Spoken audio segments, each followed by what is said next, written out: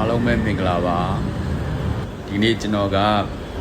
ဘန်ကပီကနေမှမြို့ရဲ့ပတ်တူနန်ကိုသွားမှာဖြစ်ပါတယ်။ဘာနဲ့သွားမှာလဲဆိုတော့ဓမောဘန်ကပီရဲ့နောက်ကျောမှာရှိတဲ့လေစိတ်ကနေလေစီးပြီးတော့မှ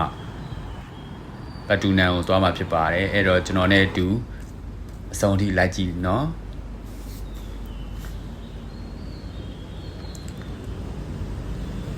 ကျွန်တော်ကဘန်ကပီလမ်း90ကနေမှဒါကူ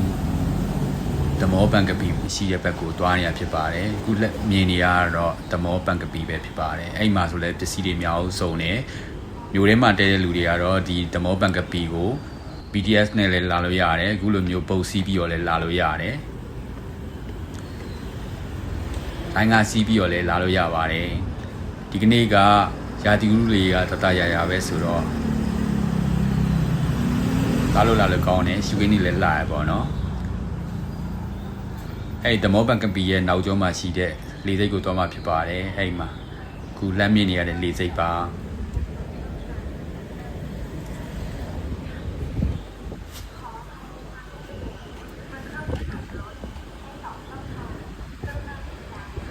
မြို့တွေကနေဒီဘုံစီးပြီးတော့လာမယ်ဆိုလဲဒီဓမောဘန်ကပီရဲ့ခုဒီနေရာကိုရောက်မှာပေါ့နော်အဲ့တော့တန်းပြီးတော့ရောက်မှာဆိုတော့ဒါကတော့လေစိတ်ရောက်နေပါပြီဘုတ်ကတော့မရှိသေးတော့ဗောနော်ခဏစောင့်ရအောင်မယ်ကျွန်တော်လိုပဲတခြားစောင့်နေတဲ့လူတွေလည်းရှိတယ်ဟောပုတ်ကလေးလာပါပြီခင်ဗျာဒီပုတ်ကလေးနဲ့မြို့ထဲကိုသွားမှာဖြစ်ပါတယ်ခင်ဗျာ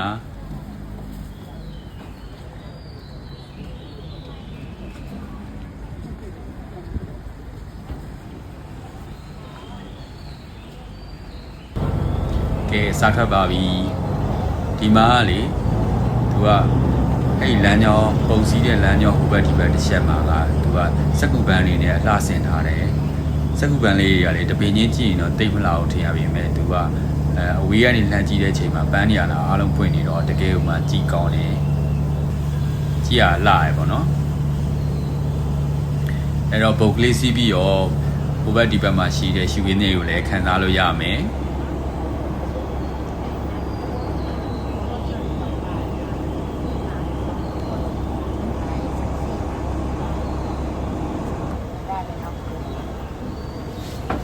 ဒီမြောင်းကလေဟိုဘက်ဒီဘက်ကအရင်မကျဲတော့သူကလေတစည်းနဲ့ရှောင်တဲ့ခါကြရင်တော့လိုင်းတော့နည်းနည်းတော့ထားပြီးတော့မှာပေါ့နော်